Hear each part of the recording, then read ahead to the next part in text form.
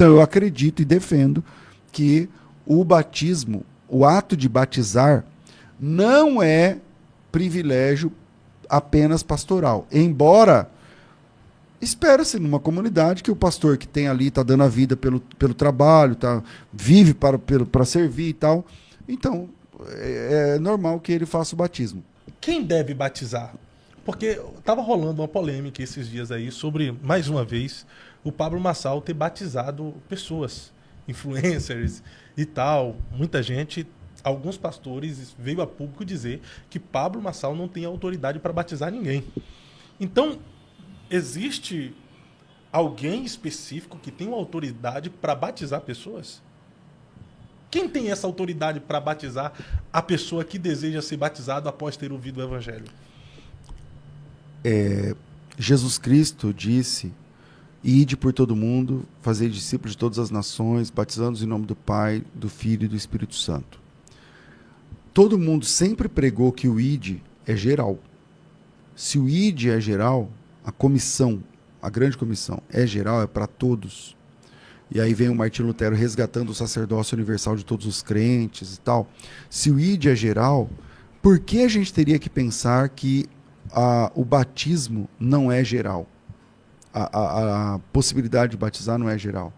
Então eu tô, vamos pensar, né? Eu estou num contexto, numa missão, e aí eu prego para você, você é de uma fé diferente, você começa a caminhar comigo e você entende que você pode ser um cristão. E eu não sou pastor, eu sou diácono. Eu não sou pastor, eu sou obreiro. Eu não sou pastor, eu só sou crente da igreja. E não tem ninguém lá. Mas por que eu não deveria te batizar? Por que é que eu não deveria te batizar? Então, posso batizar sim, tá certo. O cristão pode batizar sim. Óbvio que se ele participa de uma estrutura, até porque na comunidade, eu sou um homem da igreja. Então, na comunidade, a gente tem muito mais estrutura para ajudar quem está se convertendo. Então, eu preguei para você se converteu. Geralmente, eu vou convidar você para participar da comunidade que eu faço parte, a comunidade de fé. Lá na comunidade de fé, que eu faço parte, eu tenho um pastor, tenho um líder, tenho uma data para fazer o batismo que, igual você se converteu, tem outras pessoas pregando para outras pessoas se convertendo. Então, a gente ajunta todo mundo, explica o que é o evangelho, para ficar mais fácil, chama todo mundo para um dia só, para explicar como é que funciona o evangelho, como é tal. E vamos marcar o dia do batismo, e nesse dia, se nós temos uma liderança, então é normal para mim que o pastor faça esse batismo. Tá tudo bem. Mas isso é por uma questão eclesiológica. Porque, biblicamente, se o ide de Jesus é para todo crente, ide, portanto, pregar o evangelho a toda criatura. É só o pastor? Não. Não, é para todos. Qual é a sequência do texto? Batizando essas pessoas em nome do Pai, do Filho e do Espírito Santo. Se o ide é para todos, o batizando também é para todos. Então, eu acredito e defendo que o batismo, o ato de batizar, não é privilégio apenas pastoral. Embora espera-se numa comunidade que o pastor que tem ali está dando a vida pelo trabalho, vive para servir e tal. Então, é normal que ele faça o batismo. Eu me lembrei do didaquê. A gente fala né, mas o didaquê é uma palavra feminina no grego, respeitando aqui a gramática. Mas lá no didaquê é o quê? Um documento dos primeiros cristãos da Síria. E a Síria é a segunda igreja. A primeira igreja de Jerusalém, a segunda igreja é a igreja de Antioquia. Lá na Antioquia, lá na Síria, e esse documento é datado... Você precisa dar um Google aí, mas é entre o ano 80 até o ano 120, alguma coisa por aí. É um documento antiquíssimo. Possivelmente os apóstolos, os últimos que morreram, tipo João, tiveram conhecimento desse documento. Então é um documento seríssimo. Você dá um Google aí, você baixa o PDF do didaquê em português. No didaquê ele fala o seguinte: ele não diz que só os pastores podiam batizar, ou só os bispos podiam batizar, ou só os apóstolos podiam batizar. Ele não trabalha essa questão. Ele fala só o seguinte, que o batizador, ele tinha que guardar um jejum de 3 dias, total, antes de batizar alguém. E o batizado também tem que jejuar 3 dias, um jejum total antes do batismo. É o que ele fala. E o batismo poderia ser feito preferencialmente em água corrente. E se não houvesse água corrente, podia ser em água parada. Se não houvesse água parada, podia ser por efusão, manja como é que é batismo por efusão? É diferente da aspersão. A aspersão você espirra água no candidato. Sim. E a efusão você derrama a água. Você pega a água e joga por cima. Joga por cima. Tipo assim, bastante água na mão, você joga 3 vezes na cabeça do candidato. E se não tiver água nem para fazer batismo por efusão, podia até ser por aspersão. Isso é o documento da igreja, que é o Didaquê. Mas ele não que eu me lembre, não estou lembrando que ele trate de que só pastores, por exemplo, podiam fazer o batismo. Parece que há essa liberdade. Na pandemia eu vi um batismo de alguém que estava evangelizando na rua e tinha uma pessoa dentro do portão. Ele evangelizou essa pessoa que estava dentro do portão, a pessoa entregou a vida para Jesus e ele fez o apelo para a pessoa querer se batizar. A pessoa falou que aceitava se batizar, então ele pegou um copinho de água, ele pegou uma água, colocou dentro do copo descartável e derramou sobre a cabeça da pessoa. Esse batismo serve? É muito difícil estar numa posição e ter que julgar uma coisa que você não conhece a motivação, não viu, né, não sabe.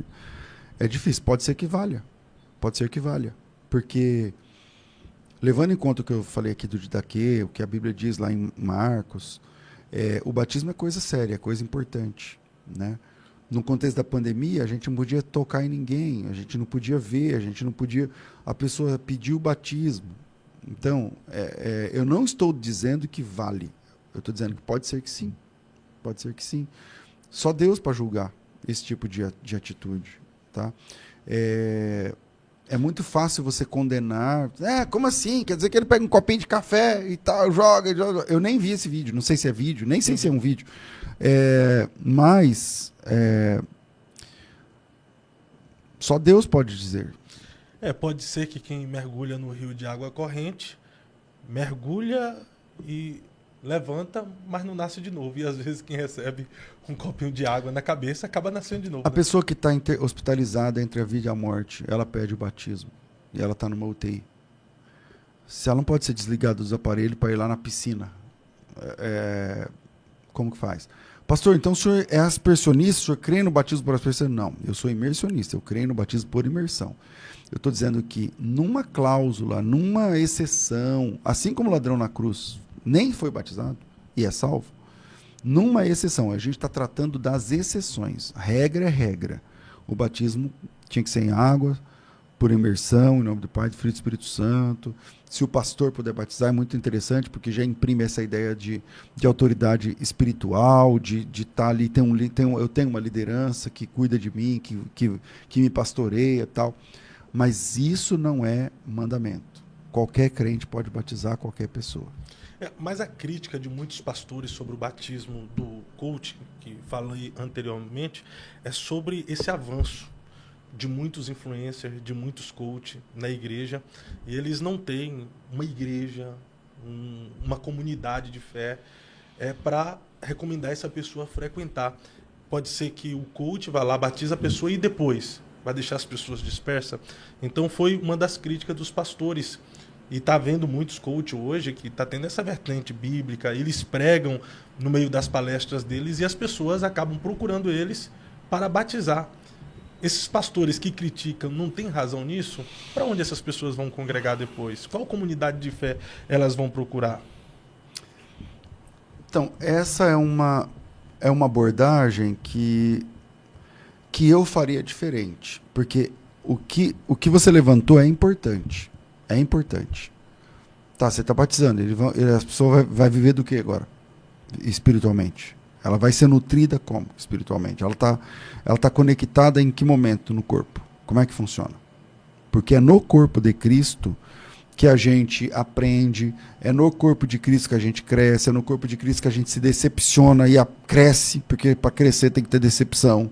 É no corpo de Cristo que a gente ouve sim e não, é no corpo de Cristo que a gente aprende como fazer e o que não fazer. E se essa pessoa não está conectada realmente a uma comunidade, é muito complicado, porque é onde tiver 2 ou 3 reunidos, porque tem todo um discurso alinhado na Bíblia para a comunidade. Se essa pessoa não faz isso, então é uma boa questão, mas a minha questão é mais a abordagem. Eu não vou me arvorar aqui para dizer está certo, está errado, porque eu sou contra, eu sou a favor. Eu não tenho as informações, eu não tenho as ferramentas. Quem é que garante que esses influencers não estão num grupo do WhatsApp onde ele fala, vamos lá, me fala onde você mora.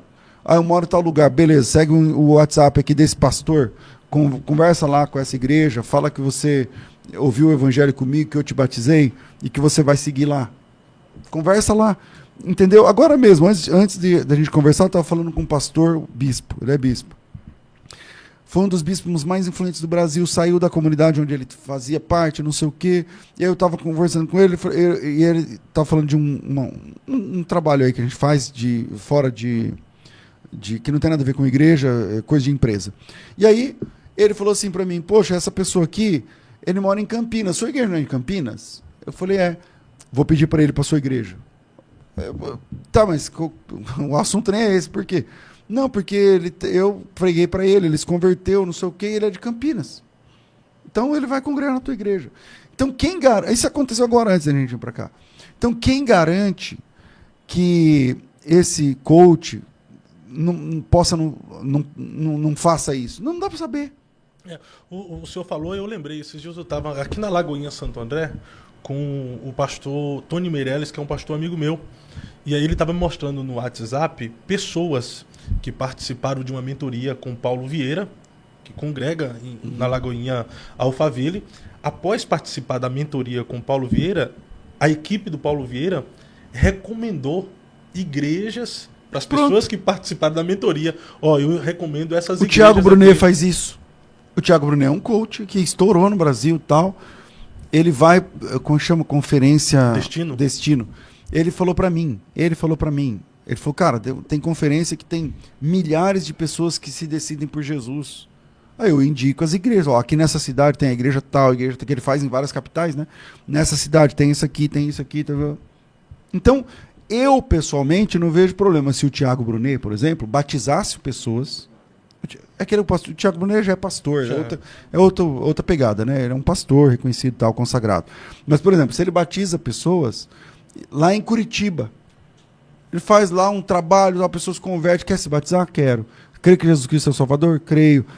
Confessa ele como Senhor e Salvador? Confesso. Se compromete a viver com base no Evangelho? Me comprometo. Tá bom, então baseado no seu depoimento de fé, eu te batizo agora em nome do Pai, do Filho e do Espírito Santo. Terminou. Fala, você mora em Curitiba, né? Vou te indicar umas 4 igrejas aí, vai visitar, ora a respeito, Deus vai te direcionar, amém. Amém, eu concordo com esse trabalho. É a multiforme graça de Deus também, né? Exatamente.